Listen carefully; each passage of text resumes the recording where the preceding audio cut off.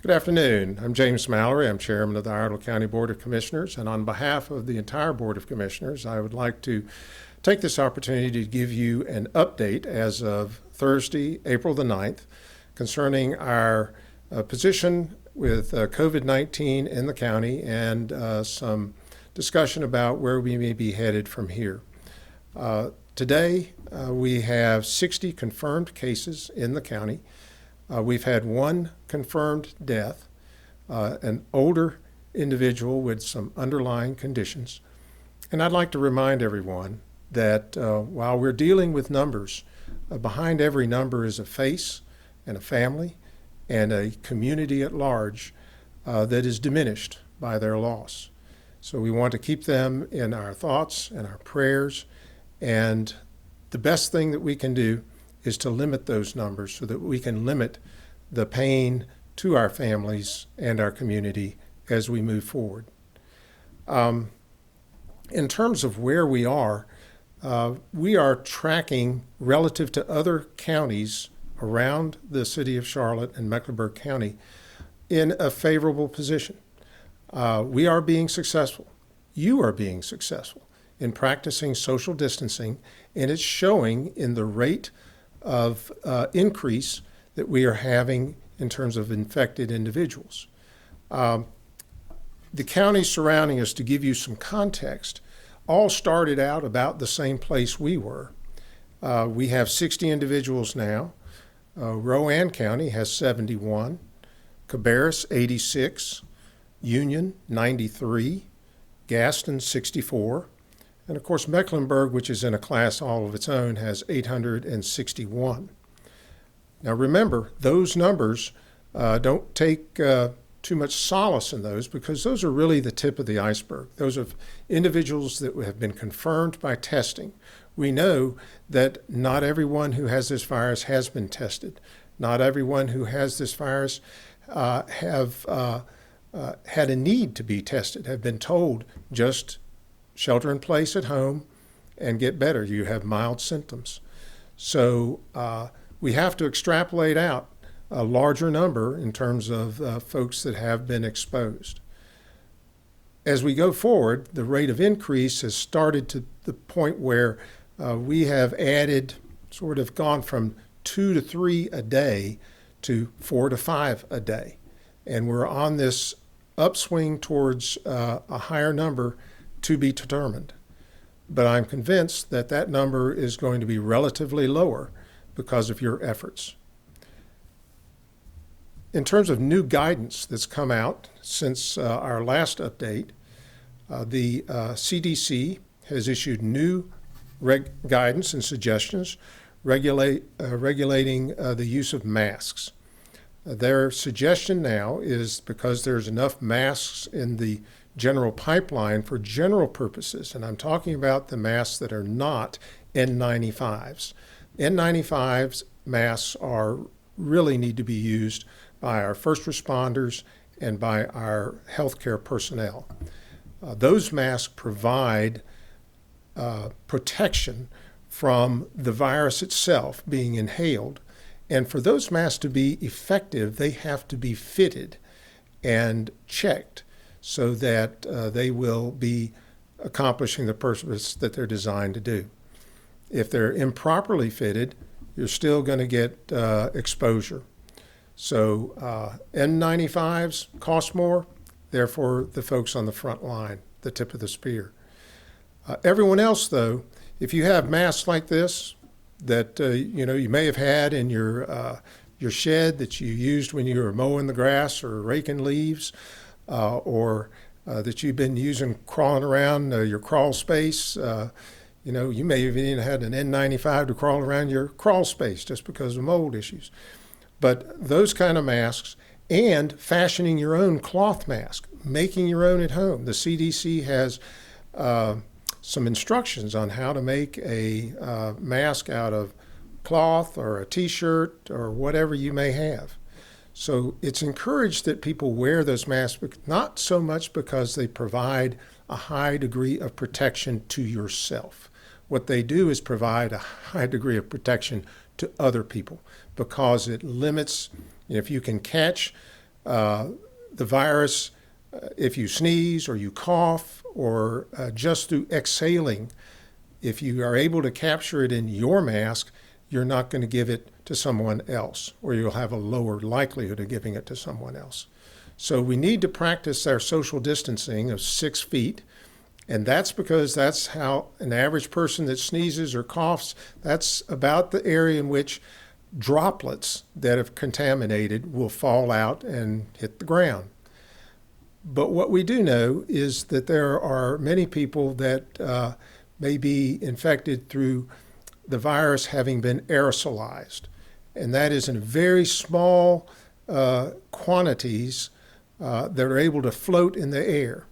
And a good example of that is a choir in Washington State that held a choir rehearsal. It was during a time they knew COVID-19 was out there. They were practicing social distancing. They were washing their hands. They had hand sanitizer available. They all spread out. There were about 60 of those individuals at this choir practice. And they did what any good choir does.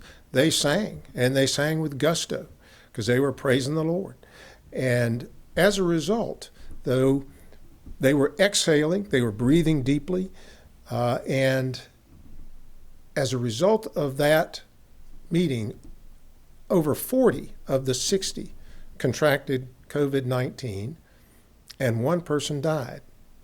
So it's important to realize that, it's not just coughing and sneezing, but that's why you want to have that 6-foot distance. But if you have a mask on, what you're telling other people is that you care about them. It's not so much about protecting yourself. It does add some protection, maybe 20% effectiveness in terms of reducing the likelihood that you may inhale something. But what you're really doing is you're sending a message to the people around you that you take this seriously and you care about their health and their family's health.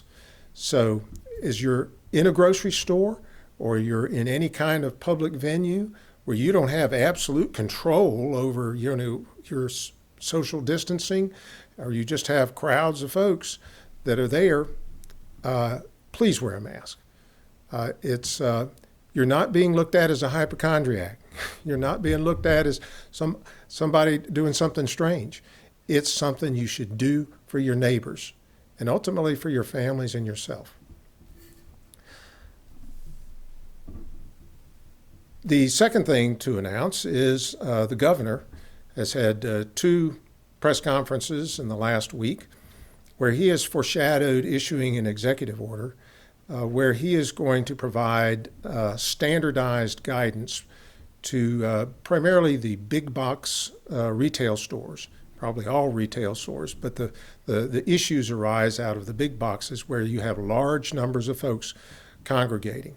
And he acknowledges that some stores have done a very good job of instituting a process of limiting the number of people in the store, of changing aisleways to one direction so that people don't have to walk past one another. They can maintain their distance. Limiting people coming in by the number of people that have left. So washing buggies, putting up screens for their cashiers. They're doing a lot of good things, putting X's on the ground to show you where you should stand when you're in line. Unfortunately, not all retailers have taken those steps. So he's going to likely make some requirements mandatory. Just stay tuned. You'll see some changes, I'm sure, in those stores in the near future. Basically, what we've all been looking at on our television sets in the last week is everyone's transfixed on what's going on in New York City because they are sort of the tip of the spear. And I'd like to, if you can bear with me, apply some military history to our situation today. President Trump has likened this effort against COVID-19 as a war against an unseen or an invisible enemy. And I think that's a good description. This is the first war that the United States has fought as a country where everyone is involved. World War II, virtually everybody put their shoulder to the wheel.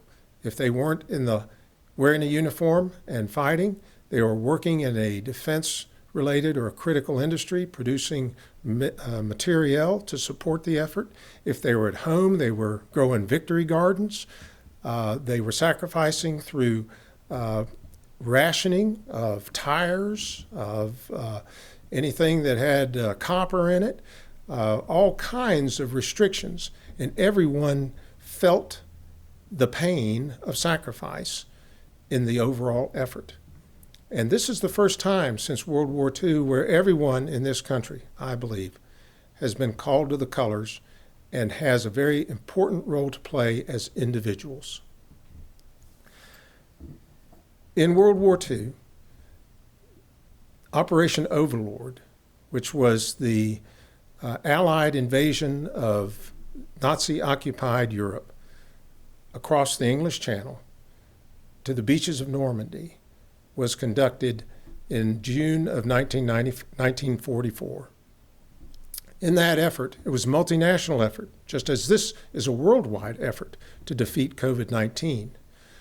But Americans hit the beaches, and they had 2 beaches out of 5 that were assigned to them, Omaha Beach and Utah Beach, as their code names were. And that first wave that hit the beaches encountered a hornet's nest, particularly on Omaha Beach. Utah Beach was difficult, but it wasn't as hard a fight as Omaha Beach. And I think that sort of plays out in what we're seeing in the United States.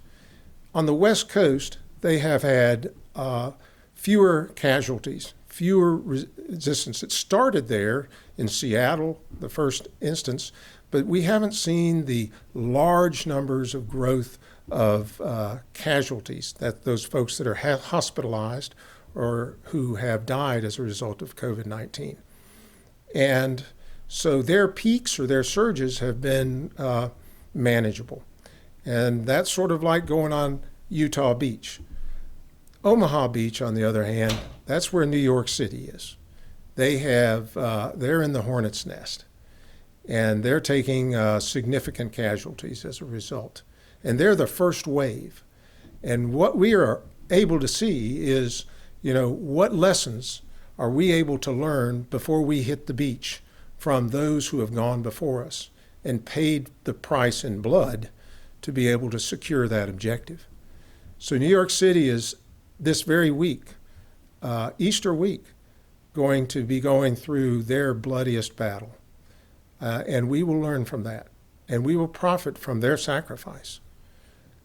That second wave is going to be some of the smaller cities, hotspots as they might be called.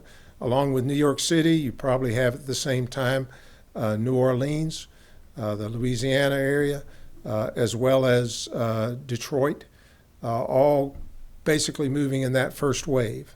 The second wave, about a week to 2 weeks behind, is major metropolitan areas like Charlotte and Atlanta and the Raleigh-Durham RTI area, Washington, D.C. So these cities are going to be that second wave going in on the beach. And that group, the first group, just makes the beachhead. The second wave comes in and fully secures and enlarges that beachhead, and then allowed on D-Day and the weeks following the ability to put in artificial harbors that allowed us to move more men and materiel into those beaches and further inland. That second wave is going to be going through this process in about a week to 2 weeks. The 2 hospitals in the Charlotte region, Atrium and Novant, sent a letter on April 2nd to the Mecklenburg County Board and Public Health, basically asking for some additional hospital bed space, 3,000 additional beds to be able to handle a surge. But they mentioned in their letter that they felt that the surge in Mecklenburg County was going to hit them sometime between April 15th and May 15th. Now, that's a pretty large timeline, a month, but you're talking about different kinds of surges. You have a surge of folks that are determined to have COVID-19. They're diagnosed, tested. Then you have those that are actually hospitalized as a casualty. And then you have those who, in a lagging indicator after hospitalization, pass on. So you have different levels of surges. The whole process may play out over 3 to 4 weeks. So if you consider that we are a week or two behind Mecklenburg County, then that gives you a sense of when we may be hitting our surge. And that could be, the third week in April. It could be the last of April. And it may last to the middle of May, or it could last to the end of May. We just don't know. But what we do know is that we're going to be in the fight. The third wave, and that's what I would characterize us on Operation Overlord, was the group that after the first and second wave had secured the beachhead and had moved in, they hit something called hedgerow country in France. They have these massive hedgerows that section off their farmland. And that turned into a real problem as far as moving forward, because by then the Germans had moved reinforcements from other areas in France and were beginning to stabilize their line and try to counterattack. And as a result, we had sort of ground to a halt. But the third wave that came on after those first two waves in Operation Overlord was designed to break out, was designed to put the enemy on the run and to move towards Germany. And that third wave, for those who may have participated, who are probably 94 or 95 years old at the youngest today, were 18-year-olds or 17-year-olds who may have had their permission of their parents to enlist. They were in Patton's Third Army. And Patton was brought across from the English Channel to take charge of an effort to break out. And so when he broke out, they moved very quickly to beat the enemy and to move towards Germany, capturing loads of men and materiel. And they made it all the way almost to the Rhine, and then they ran out of gas. Now, at that time, they just outstripped their supply lines, but gas was diverted to go to some other units, and they used that as a time to stabilize the front along the Luxembourg area. And when they did that, they brought in green divisions that didn't have a lot of experience, and put them into the line so that units that had been in combat could rest and refit.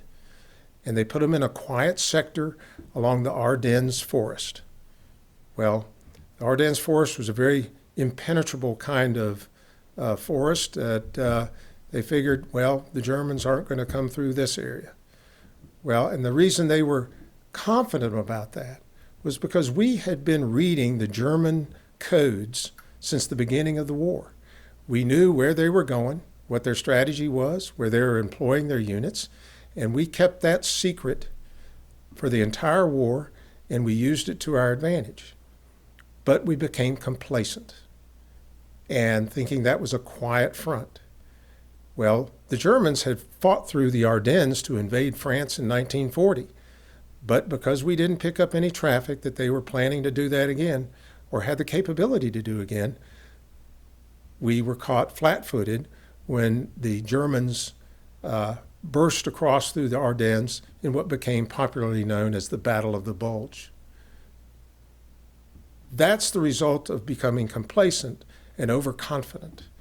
We are going to beat this thing. We are going to win. And when we get into the summer months and all of this has subsided, it will be easy to say, well, we've dealt with it, and now we got to try to get back to life as it was. I would submit that we're not going to go back to life as it was and can't afford to. We will need to prepare for the potential counterattack. Hopefully it doesn't happen. But if it does, if it follows the same pattern as the Spanish flu pandemic in 1918 to 1919, where you had the flu took hold in the winter months of 1918 and early 1919, and then fell off in the summer months, and then came back in the fall and winter. And the second time around, it was even worse. More people died in the second time around than the first period of exposure, and the people that were dying were young people. 50 million people died worldwide in that pandemic. We're not seeing those kind of numbers, thank the Lord, because we have better medical technology. But the fact is, they didn't expect it to come back. And when it came back, the virus itself, the reason there was a large fatality rate among young people was not because their immune systems were compromised. Those are the folks we're concerned about now, elderly folks, folks that have underlying medical conditions. But the folks in the fall that were hit hardest were young people because of the very opposite. They had very strong immune systems, and their immune systems went into overdrive to be able to beat back this virus to the point where they overreacted. Their bodies literally turned on themselves and damaged their internal organs as a result, and they died from that fight that they had to make as young people in 1919. So we can avoid that, but we will have to take some actions in the summer months when it seems like things probably will have died down to ensure that if this thing comes back, that we are able to immediately take actions to test, to go into some element of social distancing, but continue to operate, to continue to function. Today, we've had this Hobbesian choice between lives and livelihood, and we've had to sacrifice, in many respects, our livelihoods in order to save lives. The next time around, if it comes, we shouldn't be placed in that position. And we will ask you to take actions that do not threaten our livelihoods, but will save lives and livelihoods at the same time. So stay tuned as we work through this. Don't become complacent. We'll get through the short-term battle. We'll break out, and this COVID-19 will be on the run. But we can't settle back until we've fully equipped ourselves to do battle in the future if they counterattack. So, one item that I'd like to discuss is the census. All of you should have received a email and notification by mail to get on the internet and sign up and complete your census form. The last time we mentioned it at a county commission meeting, I believe Iredell County was lower than the state average, and the state average response was lower yet than the United States as an average. Today, I'm happy to report that Iredell County is above the average in terms of response to the census. We still have miles to go. A lot of people we're not at the 50% mark yet. But enough people have responded that we are about 11th in the state out of 100 counties in terms of our response rate. That is very important because the census determines not only the level of representation that we're entitled to in Congress, as well as our own legislature, but also determines the funding allocations that we get, particularly from the federal government, which looks at population to determine a lot of funding formulas in terms of services that we are assisted with. So, thank you for your response to the census, and I encourage you that if you haven't done it online, to do it as soon as you can, and if you get the census by mail, to be able to fill that out and get that in the mail as soon as you can. The last thing I'll mention is this. We're coming up on some very meaningful holidays for everyone. We've had birthdays, we've had holidays that have been impacted by this virus with a lot of events canceled. But I would suggest, as Commissioner Robertson did at our last meeting, that we shouldn't say that those events are canceled. They're simply postponed. If you had a birthday and you didn't have a birthday party, plan to have a half-year birthday party sometime or as soon as you can when you're able to, because our economy, a lot of our small businesses depend on those events. And in this whole process of dealing with COVID-19, the ones that have been hurt the most is our service economy, our small businesses, restaurants, hotels, our leisure industry, our service industry involving barbers and beauticians and the like. So it's important that when we're able to ease up on restrictions, that people intentionally think about how they can spend their dollars to help their neighbors here in Iredell County. So with that, I'd like to wish you a happy, joyous, and safe Passover and Easter, and I'll see you on the objective and give you another update a week from now.